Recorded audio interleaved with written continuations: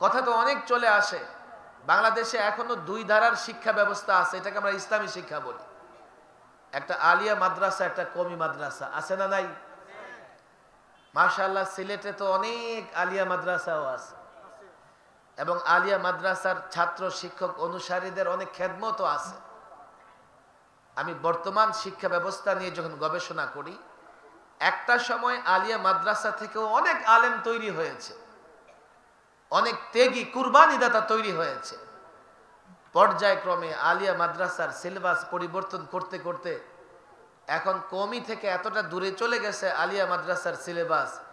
শুধু দূরে গেছে এমন নয়, ধর্মীয় শিক্ষা সংকুচিত সংকীর্ণ হতে হতে এমন হয়েছে এখন দাখিল পাস করে কোরআনও শুদ্ধ করে পড়তে পারে না। আলিয়া মাদ্রাসার ছাত্ররা আমাদের সন্তান, আমাদের থেকে বিচ্ছিন্ন ওরা কেউ নয়।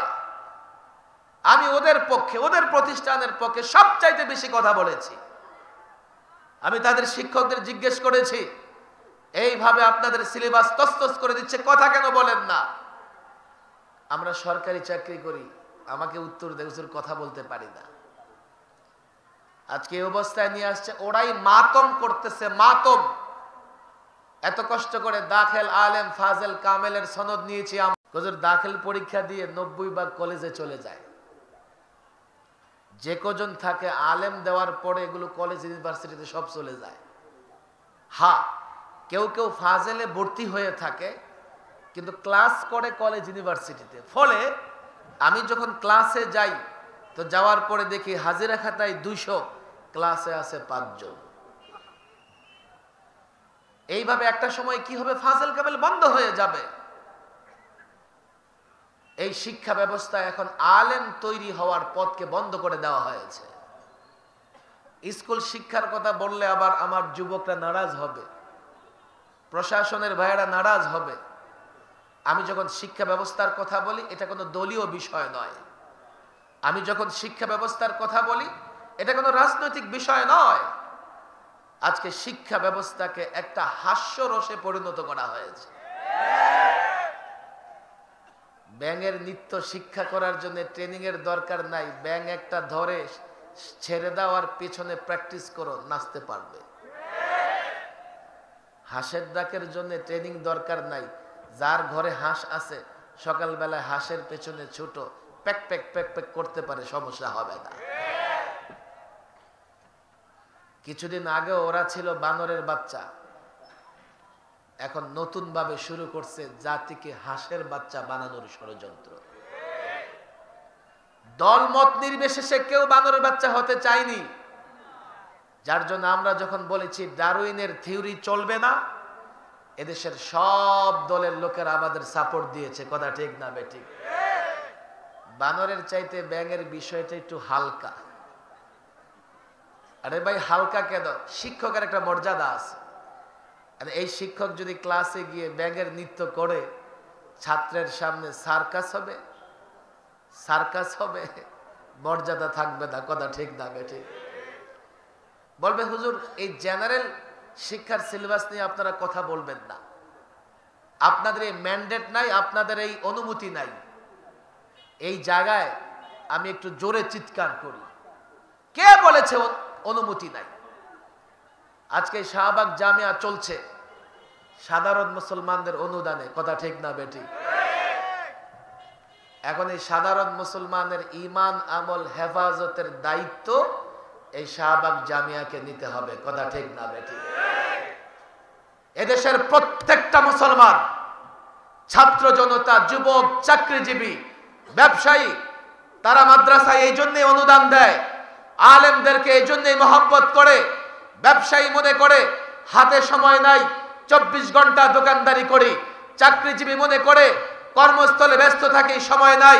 কিন্তু সে মনে করে তার কাছে ঈমানের গুরুত্ব আছে, ইসলামের গুরুত্ব আছে। সে চায় মুসলিম থাকবে, তার সন্তান মুসলমান থাকবে, এজন্য আলেমকে মহব্বত করে। আর না হয় এদেশের জনগণের আলেমের প্রয়োজন ছিল না, মাদ্রাসায় দান সদকা করবার দরকার ছিল না। যেহেতু তারা মাদ্রাসা প্রতিষ্ঠা করে, তাদের মূল টার্গেট হচ্ছে আমি কোরআন বুঝি না, সুন্নাহ বুঝি না, আমি আলেম তৈরি করি, প্রতিষ্ঠান তৈরি করি, যাতে তারা আমার ঈমান, আমার আমলের পাহারাদারি করে। আল্লাহর কসম করে বলি, দায়িত্ব নিয়ে বলি, ঝুঁকি আছে, তারপরেও বলি, প্রত্যেকটা মুসলমান মনে করে আলেম ওলামারা ঈমানের পাহারাদারি করবে, আমলের পাহারাদারি করবে। আল্লাহর কসম, ঝুঁকি আসবে, বাধা আসবে, এক মুহূর্ত সাধারণ মানুষের ঈমান আমলের পাহারাদারি থেকে দূরে থাকবো না।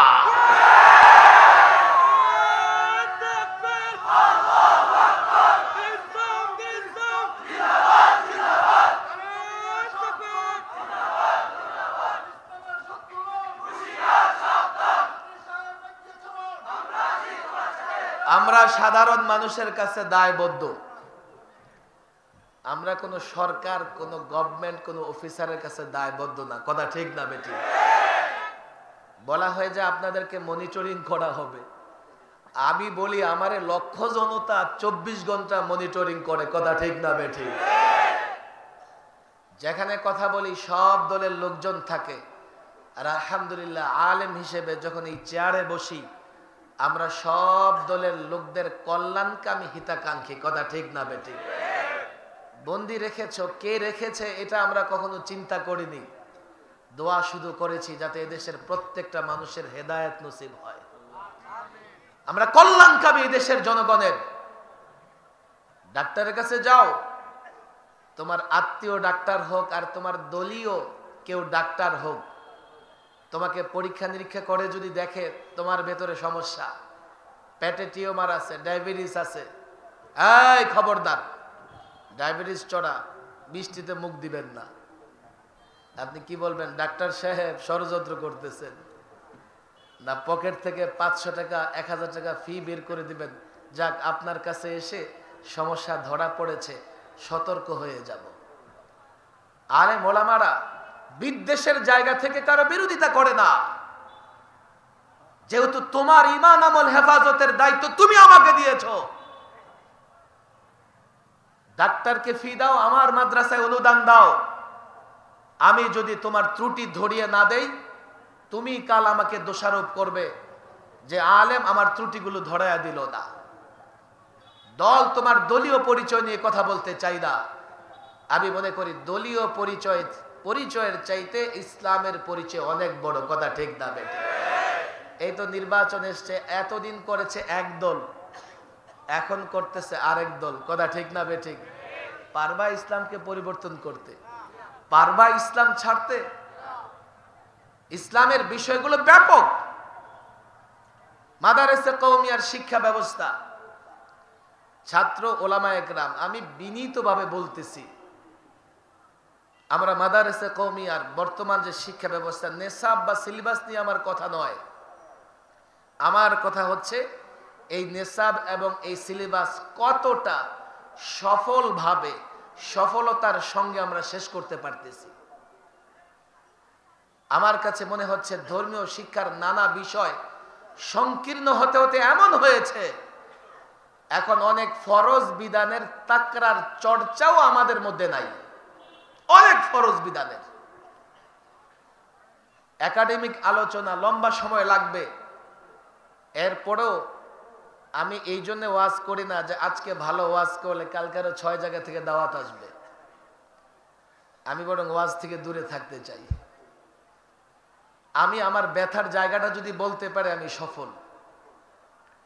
আমি বন্দী জীবনে 2টা বিষয় নিয়ে খুব চিন্তা করেছি। এক, ইসলাম বিজয়ের ধর্ম, অথচ গোটা পৃথিবীতে আজকে মুসলমান পরাজিত। ইসলাম উভয় জগতের কল্যাণের ধর্ম, দুনিয়ার কল্যাণ আখিরাতের কল্যাণ উভয়টাই ইসলামে আছে। কথা ঠিক না বেঠিক? আমার ব্যথার জায়গায় যুবকরা আমি এটা বুঝাইতে পারি নাই, ব্যবসায়ীকে বুঝাইতে পারি নাই, রাজনীতিককে বুঝাইতে পারি নাই। ফলে ইসলাম উভয় জগতের কল্যাণ হওয়া সত্ত্বেও তারা ইসলামের দিকে না এসে প্রচলিত তন্ত্র মন্ত্রের দিকে ফিরে যাচ্ছে। কথা ঠিক না বেঠিক? আমার ব্যর্থ, আলেম ওলামাদের ব্যর্থতার জায়গা এটা। এই যুবক ব্যবসা করতে চায়, করো, সমস্যা কি? ব্যবসা করো, সৎ পথে করলে নবীদের সঙ্গে হাসর নাসর হবে। কথা ঠিক না বেঠিক? দুনিয়াতে ব্যবসা করলে, ইসলাম মেনে করলে দুনিয়াতেও কল্যাণ, মরার পরেও মুক্তি পাওয়া যাবে। কথা ঠিক না বেঠিক? এই যুবক রাজনীতি করতে চায়, রাষ্ট্র চালাইতে চায়, সমস্যা নেই, চালাও, রাজনীতি করো, ইসলাম মেনে রাজনীতি করো, তো ইজ্জতের সঙ্গে রাজনীতি করতে পারবে। কে বলেছে? আমি তো এটা বুঝেই পাই না। কে বলেছে তুমি ইসলাম মানলে ব্যবসা করতে পারবে না? কে বলেছে তুমি ইসলাম মানলে গরিব হয়ে যাবে? অনেকের ধারণা হুজুর ইসলাম করলে নিজেকে একটু মৌলভী সাহেবের মতো দেখা গেলে তো গরিব হয়ে যাব। জাস্টিস তকি উসমানী সাহেব লিখেছেন, আরে কাপড় খুললেই ধনী হওয়া যায় না। তাহলে আফ্রিকান জঙ্গলে যারা থাকে ওরা সবচাইতে বড় ধনী হইতো। আফ্রিকান জঙ্গলে একদল থাকে, সামনে এক পাতা পেছনে এক পাতা, এতটুকু ড্রেস আছে না নাই? ওরা সবচাইতে ধনী না? জঙ্গল থেকে বের হইতে পারে না। কাপড় খুললেই ধনী হওয়া যায় না, ইসলাম মানলেই গরিব হয় না, বরং ইসলামের মাধ্যমে দুনিয়া আখিরাত উভয়টাই সমৃদ্ধ হয়। হযরত আবু হুরায়রা রাদিয়াল্লাহু তাআলা আনহু মসজিদে নববীর বারান্দায় পড়ে আছেন। সাহাবা ইকরাম মনে করেছেন মৃগী রোগ, না না না, পেটের ক্ষুধায় দাঁড়াতে পারে না। আর এই আবু হুরায়রা রাদিয়াল্লাহু তাআলা আনহু এক সময় রেশমি রুমাল দিয়ে নাক সাফ করতেছে। বলবে হুজুর যদি এমনই হয় তো শুধু ওয়াজ মাহফিলে কষ্টের কথা কেন বলেন? না খেয়ে থাকার কথা কেন বলেন? আরে কষ্টের কথা, না খেয়ে থাকার কথা এজন্য বলি, ইসলাম এত দামি জিনিস, না খেয়ে থাকলে কষ্টে পড়লেও ইসলাম ত্যাগ করা যাবে না। কে বলেছে ইসলাম মানলে তুমি রাজনীতি করতে পারবে না? আমি তো বলি ইসলাম মেনে যদি রাজনীতি করো তো দুনিয়াতে ইজ্জতের সঙ্গে রাজনীতি করতে পারবে, পরকালেও মুক্তি পেয়ে যাবে, এবং আরশে আজিমের নিচে হাসরের ভয়াবহ ময়দানে আল্লাহ তাবারক ওয়া তাআলার আরশে আজিমের নিচে তুমি স্থান পেয়ে যাবে। আর পশ্চিমা তন্ত্র মন্ত্র মেনে রাজনীতি করো, তুমি যখন তাদের তন্ত্র মন্ত্র ফর্মুলা কৃষ্টি কালচার এগুলা মেনে রাজনীতি করো তো প্রত্যক্ষ পরোক্ষভাবে তুমি তাদের গোলামে পরিণত হও। ফলে তাদের ইশারা ছাড়া ক্ষমতায় থাকতেও পারো না, ক্ষমতায় যাইতেও পারো না।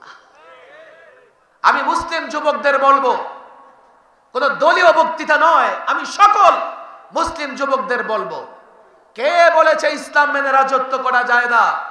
ইতিহাস পড়ো। ওই ইতিহাস আমার ব্যক্তিগত ইতিহাস নয়, তুমি তোমার পূর্বপুরুষ মুসলিম শাসকদের ইতিহাস পড়ো। ইতিহাসের পাতা তো উল্টাও, দেখো তোমার পূর্বপুরুষরা কেমন ছিল।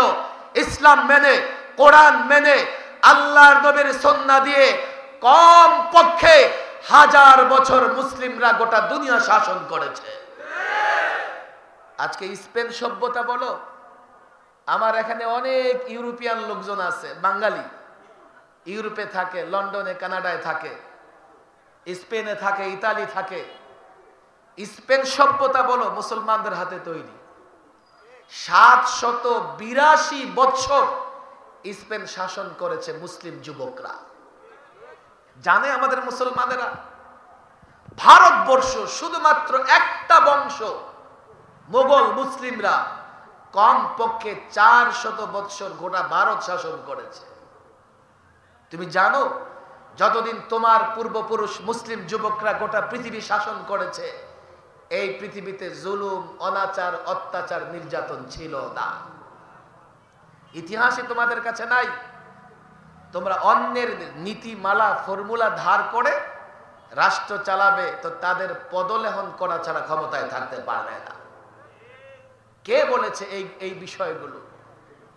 আমি অবাক বিস্ময়ে আমি বলি, আমাদের ছাত্রদের ভেতরে, আমাদের ভিতরে ইসলামের অনেক ফরজ বিষয়ের তাকরার এবং মুযাকারা নাই।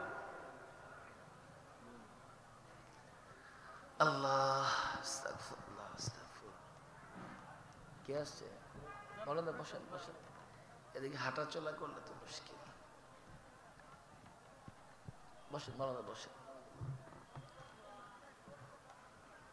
আমার কি 1 ঘন্টা হয়ে গেছে? শেষ করে দেব?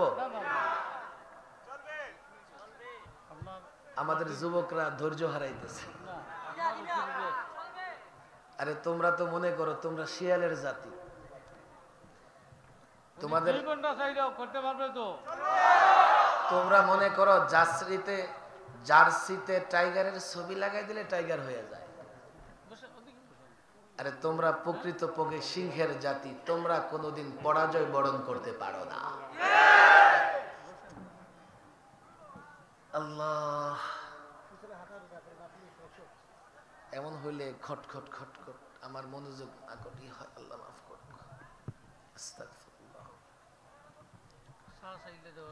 না কিচ্ছু লাগবে না, আমি চাই যে এখানে কোনো পিছনে আওয়াজ না হোক। আমি কিছু জরুরি কথা বলি, যার জন্য আমি ভিন্ন দিকে মনোযোগ দিলে আমার কথা ছুটে যায়। যুবকরা ভালো করে শোনো, ইসলামের একটা পূর্ণাঙ্গ রূপরেখা আমাদের সামনে নাই। ছাত্রদের বলি এটা সবক হিসেবে নিতে পারো।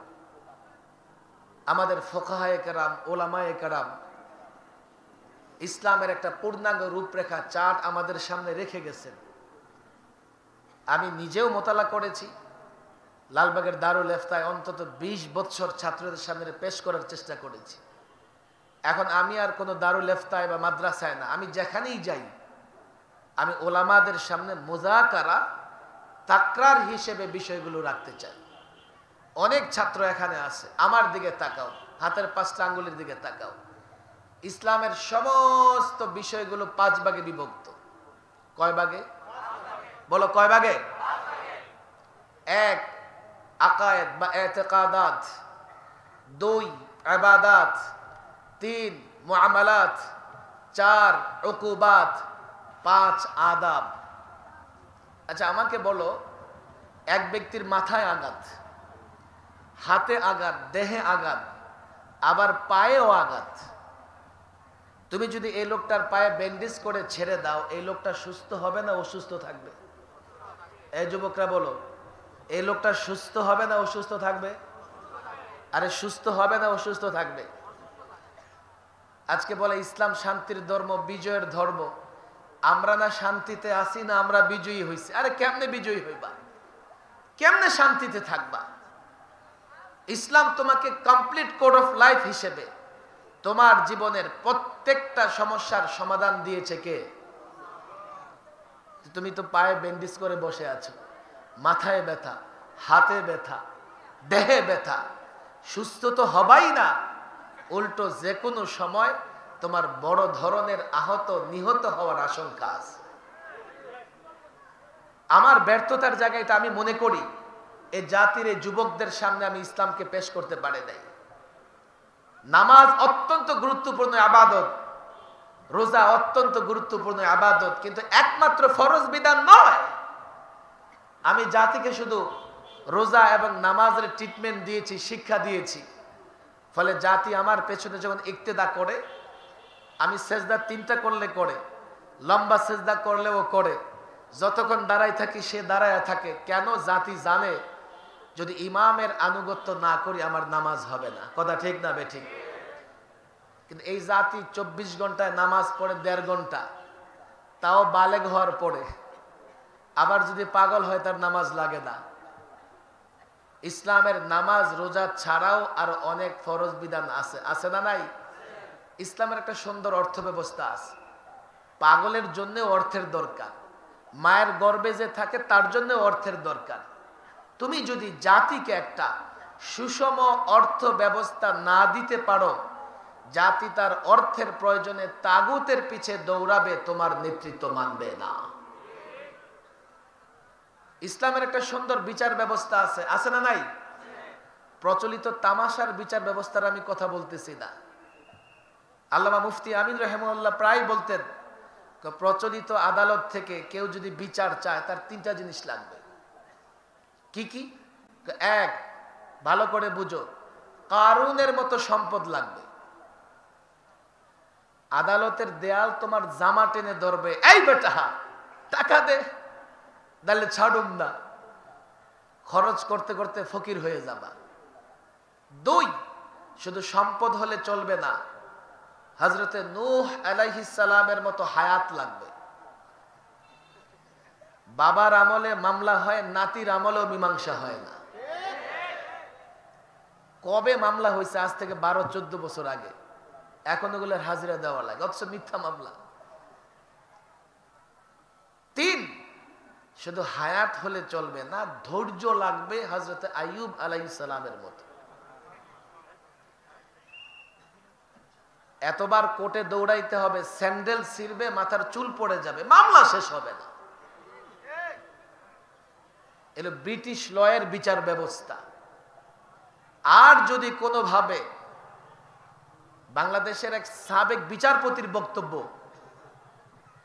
সে বলে প্রচলিত আইনের অবস্থাটা কি জানো? কয় কেমন? কয় দুজন বাদী বিবাদী, দুজন যদি গরিব হয় তো দুজন শেষ। আইনের চিপায় পড়ে বাদী বিবাদী মোকদ্দমা যে দায়ের করে, যার বিরুদ্ধে দায়ের করা হয়, এই দুজন যদি গরিব হয় দুজন শেষ। একজন গরিব, একজন যদি ধনী হয় তো যে গরিব তার জীবন শেষ, ধনীর কিছুই হবে না। তিন, উভয়ে যদি ধনী হয় তো উভয়ের চিপায় আইন শেষ, তাদের কারো কিছুই হবে না। ইসলামের একটা ন্যায় সম্মত বিচার ব্যবস্থা আছে না নাই? এটা কি খেলা তামাশা না আসলে আছে? وَمَنْ لَمْ يَحْكُمْ بِمَا أَنْزَلَ اللَّهُ فَأُولَئِكَ هُمُ الْكَافِرُونَ। আলেমরা বলো কোরআনের আয়াত, হাফেজরা বলো কোরআনে কারীমের আয়াত। আল্লাহর বিচার, আল্লাহর বিধান দিয়া বিচার করবে না? আমাকে মাফ করবেন উলামায়ে কেরাম, একটু ফিকির করবেন। আল্লাহর বিধান অনুযায়ী বিচার করবে না, ফাউলাইকা হুমুল কাফিরুন, সে মুমিনের ঘরে থাকবে না। 2 রাকাত তাহাজ্জুদ পড়ে মান্না সালোয়ার আশা করি, অথচ আমাদের ইমানের অবস্থা কি? বলবো হুজুর আমরা তো বিচারক না, আমরা কেমনে ফয়সালা করব? বিধায় আমাদের ইমান নিরাপদ। ফালা ওয়া রাব্বিক লা ইউমিনুনা হাত্তা ইউহাক্কিমুকা ফীমা শাজারা বাইনাহুম। ও তালিবুল ইলম, ও মুসলমান, মুমিন হতে পারবে না রাসূলুল্লাহকে বিচারক না মানলে। হযরত ওমর মুনাফিকের গর্দান উড়িয়ে দিয়েছেন, ওয়াজ করি জাতিকে শোনাই, কিন্তু কার বিধান না মানার কারণে উড়িয়ে দিয়েছেন, ওই বিধান আমার মানতে হবে কিনা এই ধরনের কোন অনুভূতি নাই। অর্থ ব্যবস্থার কথা বলেছি, 2 রাকাত তাহাজ্জুদ পড়ে নিজেকে বুজুর্গ মনে করি, মান্না সালোয়ার আশা করি, অদারু মা বাকিয়া মিনার রিবা, সুদ ছাড়ো। ফাইন লাম তাফআলু, যদি না ছাড়ো, ফাআযানু বিহারবিন মিনাল্লাহি ওয়া রাসূলিহি, সুদ ব্যবস্থার বিরুদ্ধে আল্লাহ আল্লাহর রাসূলের পক্ষ থেকে যুদ্ধের ঘোষণা আছে। অথচ তাকায় দেখো তোমার টুপির মধ্যে সুদের দুর্গন্ধ আছে। আজকে ইউরোপিয়ান শিল্প বিপ্লবের পরে গোটা দুনিয়ার অর্থ ব্যবস্থা নিয়ন্ত্রণ করতেছে কোম্পানি, লিমিটেড কোম্পানি। আমি এটা এখানে বুঝাতে পারবো না। আলেমদের বলি দায়িত্ব আপনাদের ছাত্রদের বুঝিয়ে দেবেন। কোম্পানি সিস্টেমে সমস্ত অর্থ ব্যবস্থা নিয়ন্ত্রিত হয়, আর এই কোম্পানিগুলো নানাভাবে সুদী লেনদেনের সঙ্গে জড়িত। কিছুটা বাধ্য হয়ে, আবার কিছুটা নিজেদের পুঁজি সমৃদ্ধ করবার জন্য। আমার জায়নামাজ, আমার তসবিহ, আমার স্যান্ডেলে সুদের বাতাস আছে, একটু খেয়াল করলে বোঝা যাবে। টুপি যে কোম্পানি তৈরি করে, বিশাল কোম্পানি খুলেছে না, টুপি হুজুর আমিই তৈরি করেছি। সুতা যে আমদানি করেছে না হুজুর, সুতাও আমি আমদানি করেছি। কাপড় যে বুনেছে, কি করে এই জাতির উপর আল্লাহর রহম, আল্লাহর কল্যাণ আসবে? এতেকাদের কথা বলছি আমি, আজকে বিস্তারিত কথা বলবো না। কয়টা বিষয়ের কথা বলছি? সবাই বলো, ছাত্র বলো, কয়টা? একই আকায়েদ, একই, সবাই বলে একই, আরো জোরে একই। 2 ইবাদত। আকায়েদ কি জিনিস? তো আমিনু বিল্লাহি ওয়া মালাইকাতিহি ওয়া কুতুবিহি ওয়া রাসূলিহি ওয়াল ইয়াউমিল আখির। এটা হলো আকায়েদ। মৌলিক আকায়েদের 5টা বিষয়। 2 ইবাদত। ইবাদত কি জিনিস? নামাজ, রোজা, হজ, যাকাত, জিহাদ। ইবাদতের মৌলিক বিষয় কয়টা? বলো কয়টা? এরপরে 3 নাম্বার মুআমালাত। মুআমালাত 5 প্রকার। মুআমালাতের প্রথম প্রকারই লেনদেন, ক্রয় বিক্রয়, এগুলো যেগুলো সম্পর্কে আমরা মনে করি ব্যক্তি পর্যায়ে লেনদেন স্বচ্ছ হলেই বাস আমি হালাল খাচ্ছি। না না না না, এই সামগ্রিকভাবে যেখানে যেখানে সুদ আছে, সুদের মূলোৎপাটন না করলে আমি 100% হালাল খেতে পারবো না। কথা ঠিক না বেঠিক? 4 নাম্বার বলছি বিচার ব্যবস্থা। ইসলামের বিচার ব্যবস্থা আছে না নাই? আরে বলো আছে না নাই? 5 নাম্বার বলছি আদাব। আদাবের বিষয়টা আরেকটু কঠিন, আমি সহজ করে বলি। আদাব মানে কি জানো? আখলাক। মানুষের আখলাক 2 প্রকার, আখলাকে হাসানা, আখলাকে সাইয়্যা। আখলাকে হাসানা কি জিনিস? সৎ গুণ কি জিনিস? যেমন তাওয়াক্কুল, সবর, ইখলাস, সিদক, এগুলা সৎ গুণ। তুমি মনে করবা হুজুর এগুলো তো পীর মুরিদি কাজ। না না না, এগুলো প্রত্যেকটা তাওয়াক্কুল। কোরআনে কারিমের পৃষ্ঠায় পৃষ্ঠায় তাওয়াক্কুলের কথা আছে। সবর, নামাজের চাইতে বেশি সবরের আলোচনা আছে। আল্লাহর মহাব্বত, রসুলের মহাব্বত, এগুলো নামাজ রোজার মতোই কোরআন এবং সুন্নাহ দ্বারা প্রমাণিত এবং ফরজ। মানুষের ভিতরগত অভ্যন্তরীণ কিছু বিষয় আছে যেগুলো মদের চাইতেও হারাম। এগুলোকে বলে বদস্বভাব। কি কি বদস্বভাব? যেমন কিবির, তারপরে হাসাদ, গীবত, এগুলো সব বদস্বভাব।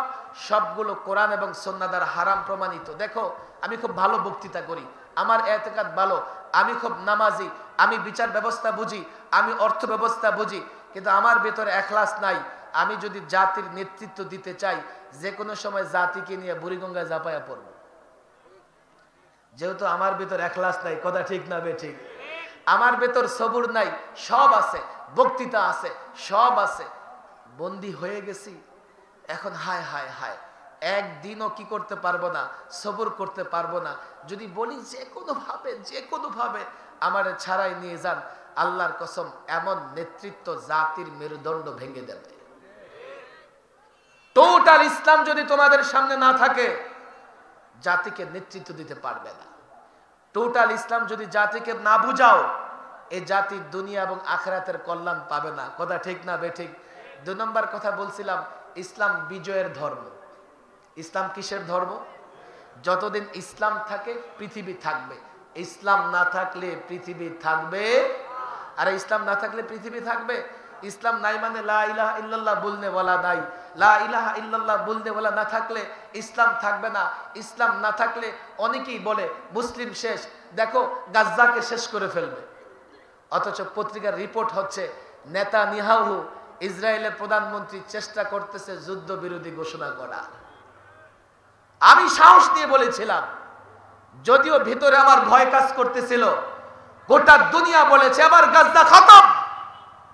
এটাই ইসলাম বিজয়ের ধর্ম। আজ থেকে 20 বছর আগে আফগানে যখন নেটো, আমেরিকা বোমা বর্ষণ শুরু করে, এক এক বোমা এতটা পাওয়ারফুল ছিল, এক এক পাহাড়কে নিচ থেকে উপড়ে ফেলতো। গোটা দুনিয়া মনে করেছে আফগান খতম, আফগান শেষ। আবার যখন 20 বছর পরে আফগানি স্বাধীনতাকামী তালেবানরা আবার রুখে দাঁড়িয়েছে, আমেরিকা নেটো লুঙ্গি গামছা নিয়ে পালাবার সুযোগ পায় নাই। হিম্মত রাখো, হিম্মত রাখো, সাহস রাখো। ইসলাম বিজয়ের ধর্ম। আল্লাহর কসম, ইসলাম মানবে সে বিজয়ী হবে। আমার মুখের কথা নয়, বাস্তবতা। 1500 বছরের ইতিহাস। এক মুহাম্মদ আরবি দ্বীনের দাওয়াতি মিশন চালু করেছেন, 3 বছর প্রকাশ্যে দাওয়াত দিতে পারে নাই। আল্লাহর কসম করে বলি, ইতিহাস জানো, ইতিহাস মানো, ইতিহাস শোনো। 3 বছর পরে যখনই প্রকাশ্যে দাওয়াতি কাজ শুরু করেছেন, আবু জেহেল, উতবা, শাইবা, আবু জেহেলের প্রেতাত্মারা এমন কোন নির্যাতন নাই রাসূল, সাহাবী, বেলাল হাবশী, সুমাইয়াদের উপরে করে নাই। আল্লাহর কসম করে বলি, শেষ পর্যন্ত মুহাম্মদ আরবি মক্কায় থাকতে পারে নাই, মদিনা চলে গেছেন, মদিনায় থাকতে দেবে না। গোটা আরবের কুরাইশ সহ একত্রিত হয়ে গজওয়ে আহজাব, গজওয়ে খন্দক, মদিনাকে শেষ করে দেবে। আল্লাহর কসম, মদিনা শেষ হয় নাই। আজকে এক মোহাম্মদ আরবির মিশনের ফলাফল হচ্ছে 200 কোটি মুসলমান। বাংলাদেশ ইসলামের নামে স্বাধীন হয়েছে। এই যুবকরা জানে না, ইসলাম না হলে আমরা বাংলাদেশ পেতাম না। দেশ ইসলামের জন্য স্বাধীন হয়েছে, ইসলাম না থাকলে আমরা দেশকে রাখতে পারবো না। স্কুল কলেজ ইউনিভার্সিটির ছাত্র তোমাদেরকে বলি, বিপদ সংকেত দেখো। 3 দিকে পত্তলিক, আরেক দিকে মায়ানমারের জান্ত্রা সন্ত্রাসী, রোহিঙ্গারা পালিয়ে বাংলাদেশে এসেছে, তুমি কোথায় যাবে? আরেক দিকে সমুদ্র ঝাঁপিয়ে পড়বে তো তোমার শরীর সমাধি হয়ে যাবে। বাংলাদেশকে ভয় পায়, বাংলাদেশকে নিয়ে ষড়যন্ত্র করে, আমেরিকা ষড়যন্ত্র করে, পশ্চিমারা ষড়যন্ত্র করে। কারণ একটাই, ওরা জানে এই দেশটা মুসলমান সংখ্যাগরিষ্ঠের দেশ। আর এক একটা মুসলমান সন্তান অ্যাটম বোমার চাইতেও পাওয়ারফুল। তোমার শক্তির উৎস ইসলাম এবং ঈমান।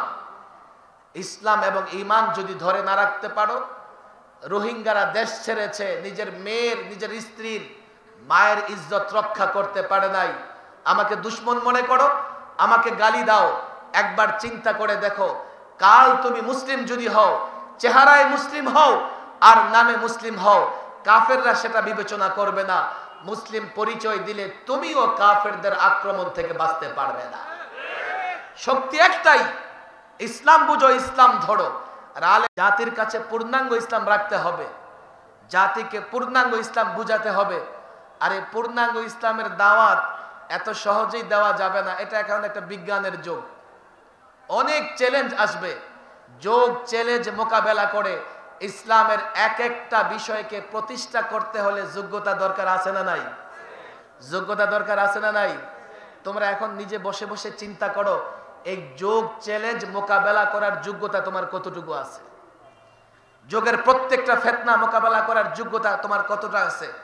আমি বলি না রাস্তায় ঝাঁপায়া পড়ো, আমি বলি অন্তত তালিমান ইসলামকে প্রতিষ্ঠা করার চেষ্টা করো। দাওয়াতের মাধ্যমে ঘরে ঘরে ইসলাম পৌঁছায়া দাও, সেখান থেকে পথ উন্মুক্ত হবে, তুমি খেলাফত ব্যবস্থা কায়েম করতে পারবে।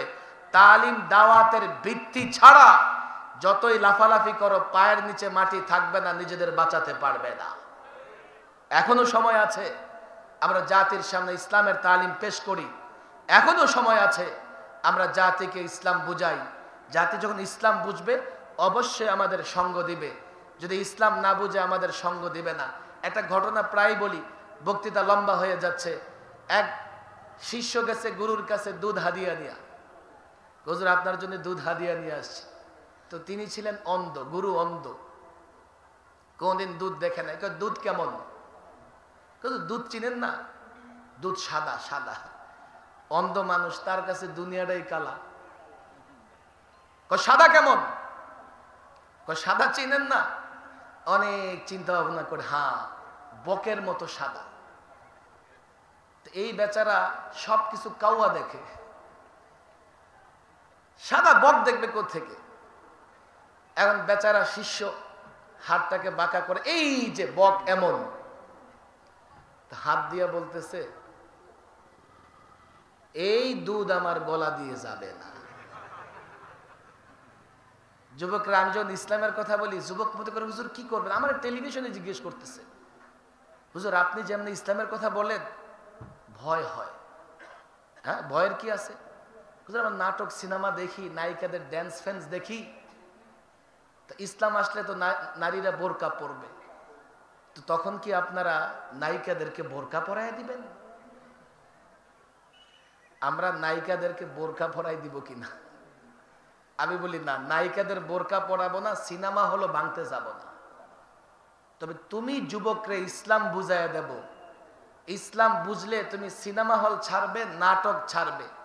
ওই নায়িকারা যখন দেখবে এখন আর সিনেমা নাটক করে পেট চলে না, তো শুটিং ছেড়ে গার্মেন্টসে চাকরি নিয়ে নেবে। ইসলাম জবরদস্তি করে প্রতিষ্ঠা করা লাগে না, বুঝাইয়া দেয় ওই যুবকদেরকে ইসলাম। তার ব্যক্তি জীবন, তার পারিবারিক জীবন, তার সামাজিক জীবন, তার রাজনীতি, তার অর্থনীতি, তার বিচার ব্যবস্থা, তার আখলাক, এক একটা করে তাকে বুঝিয়ে দাও। আমি তো বলি প্রচলিত তন্ত্র মন্ত্র একদিকে রাখো, ইসলামকে একদিকে রাখো। তারা যদি প্রচলিত তন্ত্রে মন্ত্রের পক্ষে একটা যুক্তি দিতে পারে, আমি ইসলামের পক্ষে 1000টা যুক্তি দিয়ে দেব। ইসলাম যুক্তির ধর্ম নয়, তবে ইসলাম ছাড়া অন্য কোন ধর্মে যুক্তি নাই। লাস্ট কথা, ইসলামের দাওয়াতি কাজ করবে, বাধা আসবে না? আসবে না?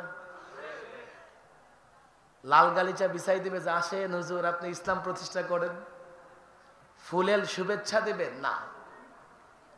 কোন যুগে নবী রাসূলরাও ছাড় পায় নাই। ও আলেম ছাত্র জনতা, এতটা বোকা হইও না যে সময়ের তাগুত তোমাকে ছেড়ে দেবে।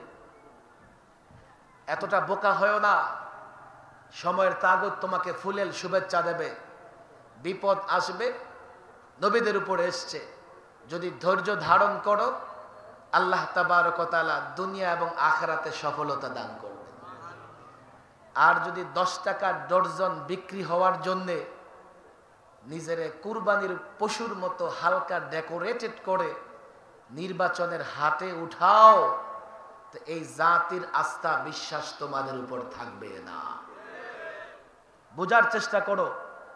যদি ডিম বিরিয়ানি খেয়ে ঈমান বিক্রি করে দাও, এই জাতি তোমাদের পেছনে নামাজ পড়লেও তোমাদের পেছনে পেছনে যার ডিম বিরিয়ানি খেয়ে ঈমান বিক্রি করেছো সেও তোমাকে গালি দেবে। ইমতিহান এসছে, ইমতিহান আসবে। জীবনের বাঁকে বাঁকে যত ইমতিহান আসবে প্রতিজ্ঞা করতে হবে। আল্লাহর কাছে দোয়াও করতে হবে, আল্লাহ ইমতিহান দিতে চাই না, আমরা দুর্বল।